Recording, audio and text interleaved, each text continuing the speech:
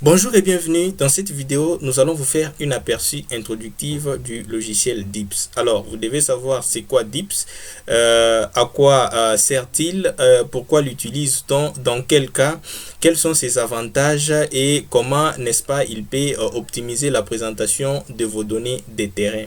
Tout cela, vous allez les découvrir dans cette vidéo. Je vous invite donc à suivre la vidéo jusqu'à la fin parce que je vous dévoile mes plus grands secrets à la fin de la vidéo.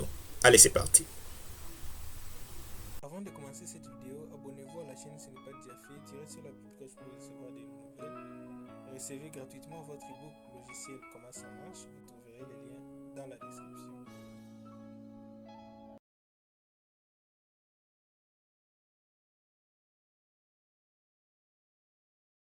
Allons à la découverte du logiciel Dips. Alors, c'est quoi Dips? Dips, c'est tout simplement un logiciel qui nous permet de représenter les mesures structurales faites sur terrain.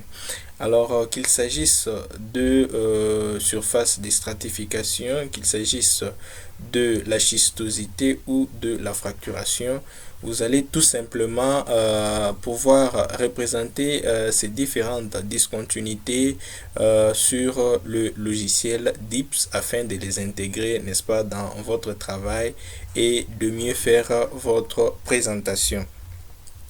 Alors, quelles sont les utilisations des Dips? Dips est utilisé pour réaliser beaucoup de choses.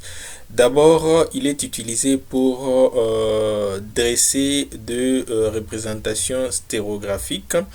Alors, je sais qu'il est possible de les faire manuellement, n'est-ce pas, avec les diagrammes appropriés et aussi le papier calque.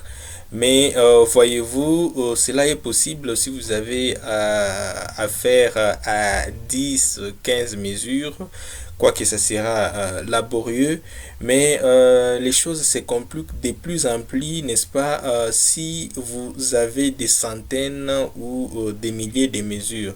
Alors, avec Dips, vous pouvez tout simplement représenter des centaines de mesures pour avoir l'air trace stéréographique et gagner en temps et, n'est-ce pas, en facilité.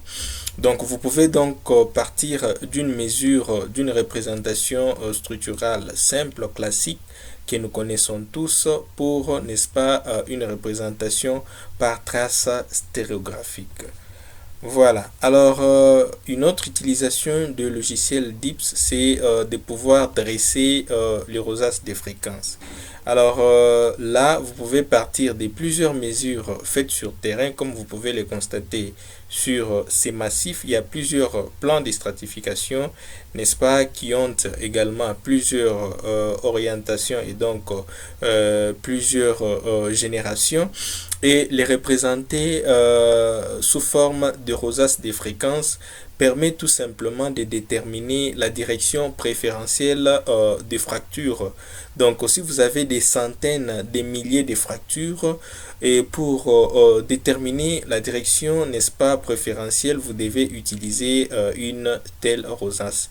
Alors là, comme vous pouvez le constater sur cette figure, vous avez par exemple une direction préférentielle qui est là, n'est-ce pas, représentée par ouest-nord-ouest et comment dire, est-sud-est. C'est donc là la direction préférentielle, et les autres plans de fracture, n'est-ce pas, sont des plans de fracture qui sont représentés par des directions mineures. Alors, cette direction préférentielle est d'une grande importance. Pourquoi? Parce que elle est utilisée en géotechnique, n'est-ce pas, pour déterminer la direction avec laquelle les paliers d'un gisement devraient être construits. Parce que vous savez, lorsque vous construisez des paliers en utilisant une direction parallèle à la direction des fractures, vous avez des possibilités que vous puissiez avoir les glissements. Alors, pour éviter les glissements, il faut plutôt choisir une direction qui est perpendiculaire à la direction préférentielle de votre plutôt de vos plans de fracturation, et c'est à ça que sert notamment Dips.